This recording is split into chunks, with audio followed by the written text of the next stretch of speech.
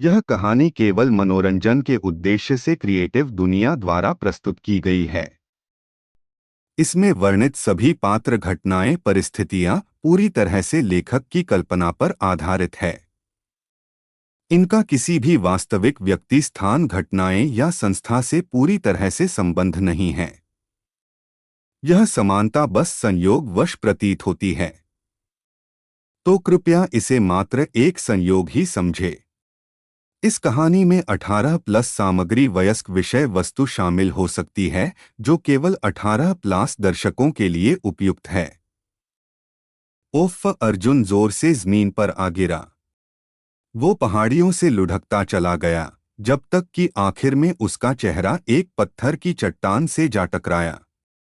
सांस संभालते हुए उसने आसपास देखा। धरती से एक मरी हुई पीली आभा निकल रही थी। हवा में भी कुछ बासीपन था।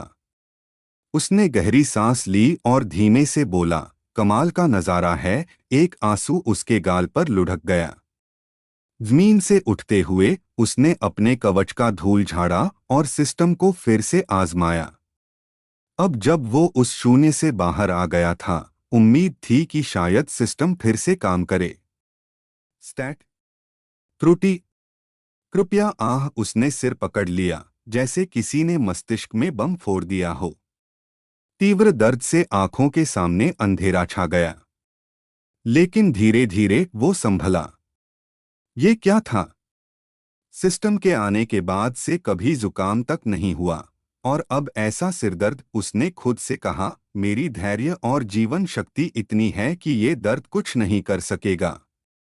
दिल में छुरा झोंक कर भी बचा हूं, तो ये सिरदर्द क्या चीज है? वो हंसा, लेकिन आंखों में दर्द साफ दिखा। काश अब कोई दर्दनाशक मिल जाता। कुछ देर बाद दर्द कम हुआ। आसमान की ओर नजर गई। वो जगह अब भी धीरे धीरे भर रही थी जहां से वो गिरा था। कुछ ही पलों में वहां कुछ असामान्य नहीं दिखेगा। अर्जुन ने ऊपर देखा और बुदबुदाया, धन्यवाद। वो उस अंधेरे जीव के लिए आभारी था जिसने उसे वर्षों की उस कैद से निकाला। उसके गालों पर आंसू फिर बह निकले। अब उसने ध्यान नीचे की धरती पर दिया। इधर उधर पेड़ थे, लेकिन सब बीमार लग रहे थे। पत्ती झड़ चुकी, तने सूखे हुए। न तो गर्मी थी न ठंड, फिर भी कुछ गड़बड़ थी। तभी झाड़ियों से सरसराहट की आवाज आई। अर्जुन नहीं मुड़ा। अगर कोई चीज इतनी तेज है कि पास आ जाए और मुझे प्रतिक्रिया का मौका न दे, तो मुड़ना या न मुड़ना बराबर है। उसने अपनी छाती पर पड़े कवच के डेंट को छुआ, वही जो उस दैत्य ने किया था। अगर वैसा कुछ यहां हुआ तो मुश्किल होगी। कदमों की आवाज पास आई। अर्जुन धीरे से पलटा और उसकी आंखों में आशा की झलक आई। कोई इंसान। वो एक बच्चा था, शायद 8-9 साल का। गंदे कपड़े, चेहरे पर मिट्टी की परतें। डर से उसकी आंखें लाल हो चुकी थीं। अर्जुन हंसा, थोड़ा हंसी में, थोड़ा राहत में। पर उस हंसी ने बच्चे को और डरा दिया। उसने चीख मारी और भागने लगा। कमाल है, मैं इतना डरावना लग रहा हूं क्या? उसने अपनी भारी दाढ़ी खींची। और ये भारी कवच? कौन भला मुझसे बात करेगा? रुको, डरो मत, मैं मदद करूंगा, अर्जुन ने पुकारा। लेकिन बच्चे ने पीछे मुड़कर देखा, फिर और तेज भागा। अर्जुन ने सिर हिलाया। आजकल के बच्चे भरोसा ही नहीं करते डरावने लोगों पर। थोड़ी दूर जाकर बच्चा फिसलकर गिर पड़ा। उसका घुटना छिल गया और वो रोने लगा। अर्जुन को खुद पर शर्म आई। इतने सालों बाद किसी इंसान को देखा और पहला काम उसे गिरा दिया। वाह! वो धीरे धीरे आगे बढ़ा। बच्चा पीछे हटने लगा, डर से कांपते हुए। अर्जुन को खुद पर हंसी आ गई। लग रहा है जैसे मैं कोई हॉरर फिल्म का विलेन हूं। बस मास्क और छुरी बाकी है। उसने जोर से ठहाका लगाया। बच्चे की आंखें फैल गईं और डर के मारे वो बेहोश हो गया। उसके नीचे एक छोटा सा गीला धब्बा बन गया।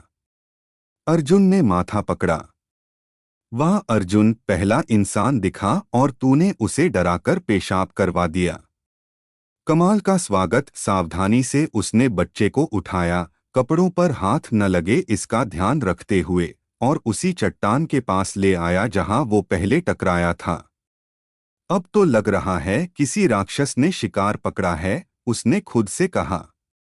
बच्चे को टिकाकर उसने सोचा, रात को ठंड हो सकती है, और फिर वो लकड़ियां इकट्ठी करने चल पड़ा। उसने गला साफ किया और बोला, या शायद यहाँ रात नाम की कोई चीज ही न हो। अर्जुन ने जमीन की टहनियां नहीं उठाईं। उसने एक मरा हुआ पेड़ देखा, गदा, ग्लेव बुलाया, और एक जोरदार प्रहार जड़ दिया। पेड़ दो टुकड़ों में कट गया। उसी पल उसका सिरदर्द वापस आ गया, पहले से कहीं ज्यादा, जैसे किसी ने उसकी खोपड़ी में कैंची डाल दी हो। ये सिरदर्द तो सिस्टम के आने पर भी हुआ था। हाँ, वही दिन जब धरती पर सिस्टम एक्टिव हुआ था। शायद ये दुनिया सिस्टम से जुड़ रही है, उसने सोचा। अगर ये सही है तो मुझे कुछ करना होगा। पेड़ को खींचकर लाकर उसने उसे छोटे छोटे टुकड़ों में काटा, छालें निकाली और फिर पत्थरों से घेरकर आग जलाई। जल्द ही एक छोटा अलाव जलने लगा। वो बैठा, आग की गर्मी में आंखें बंद कर लीं। थोड़ी देर में उसे सिसकियों की आवाज आई। उसने आंखें खोलीं, बच्चा जाग रहा था, आंसुओं से भीगा चेहरा, कांपती सांसें। अर्जुन ने धीमी आवाज में कहा, डर मत बेटा, मैं नुकसान नहीं करूंगा। माफ कर दे अगर डराया। बच्चा रोना रोककर उसे देखता रहा, डर के साथ लेकिन उत्सुकता से। फिर उसने कुछ कहा, पर जुबान अजनबी थी।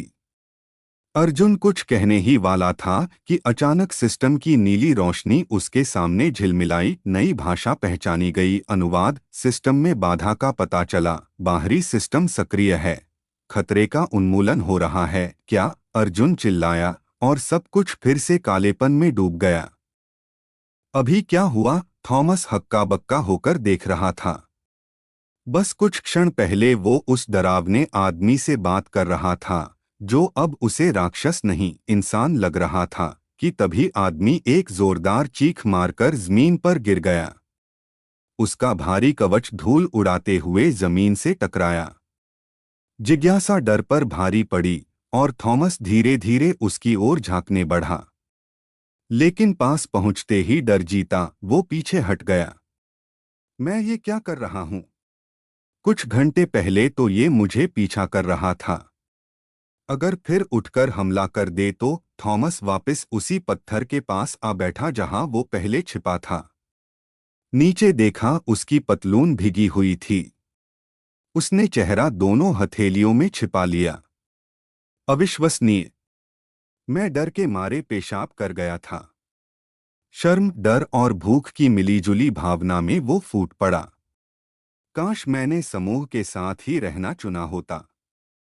पिताजी ने कहा था न, कभी नजरों से दूर मत जाना। कुछ ही पलों बाद उसके पेट में गड़गड़ाहट हुई। उसने कमजोर हंसी हंसी। इतनी भूख कभी नहीं लगी। यह पहला मौका था जब उसे कुछ सोचने का समय मिला था। कपड़े मैले, पेट खाली, मुंह सूखा। और मैं बिल्कुल अकेला हूं। उसने फिर आंसू पोंछे। उसने आग के उस पार पड़े कवच और बालों के ढेर को देखा। वो वही आदमी था जो अब बेहोश पड़ा था। शायद अकेला रहना इससे बेहतर होता, उसने सोचा। उसे याद आया कैसे ये सब शुरू हुआ था। वो अपने दादा और गांव वालों के दल के साथ यात्रा कर रहा था। जंगल में उसे दादी द्वारा बताई गई औषधि जैसी एक जड़ी दिखाई दी। वो उसे देखने गया, पर वो साधारण खरपतवार निकली। लौटते समय उसने महसूस किया कि रास्ता भूल गया है। डर के बाद उसने ठहरकर वापस जाने की कोशिश की, लेकिन हर झाड़ी वैसी ही दिख रही थी। कुछ मिनटों की भटकन ने उसे पूरी तरह खो दिया था। फिर उसने पुकारना शुरू किया, दादा, कहाँ हो? लेकिन जवाब नहीं मिला। तभी पीछे से सरसराहट हुई। उसने सोचा कोई साथी होगा, लेकिन जब पलटा, दो लाल आंखें उसे घूर रही थीं, शिकार की तरह। वो पीछे हटते हुए भागा। उसके कदमों के नीचे सूखी शाखाएं टूट रही थीं। पीछे से एक हल्की फुर्तीली धमक उसका पीछा कर रही थी। एक भेड़िया। उसका फर कोयले सा काला था, सूरज की किरणों में चमकता हुआ। थॉमस भागता रहा, मगर उसकी सांसें टूटने लगीं। बस यही खत्म होगा, उसने सोचा। दादी पिताजी सब बेहतर रहेंगे। एक कम मुंह होगा खाने को। धीरे धीरे उसकी दौड़ मंद हुई। उसने पीछे देखा, वो भेड़िया अब बहुत पास था। उसके मुंह से लार टपक रही थी, जैसे मांस नुचने को तैयार हो। उसने आगे कदम बढ़ाया और तभी उसका पैर बेल में उलझ गया। वो लुढ़क गया। सामने एक खड़ी ढलान थी। अगर यहां से गिरा तो मर जाऊंगा। शायद यही ठीक होगा, उसने सोचा और खुद को नीचे फेंक दिया। झाड़ियों की कांटें उसके कपड़ों को चीरते गए, मिट्टी बालों में भर गई।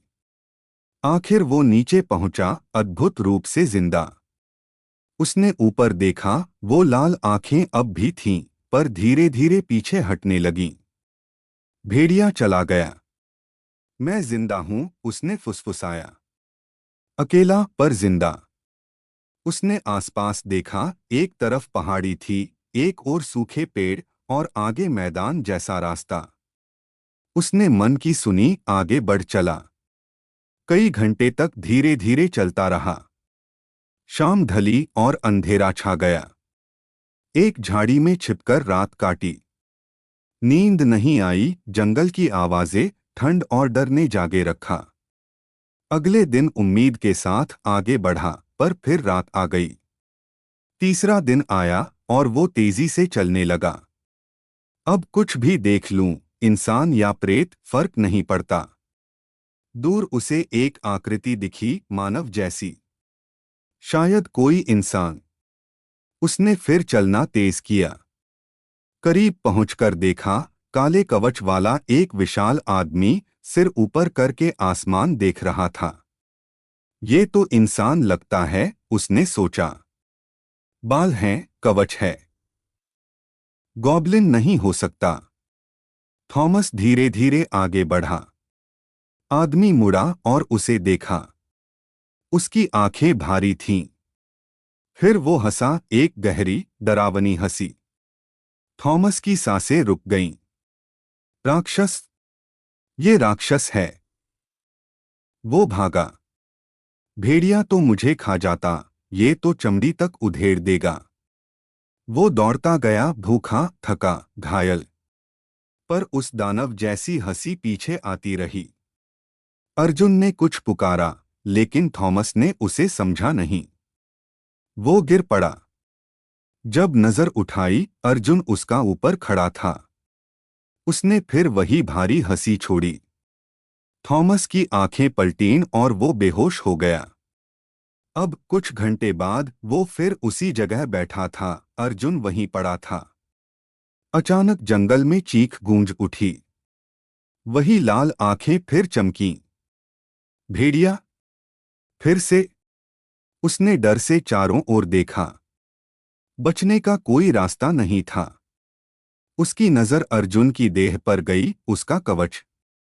बिना सोचे वो दौड़ा और उस भारी शरीर को इतना पलटा कि खुद उसके नीचे छिप सके।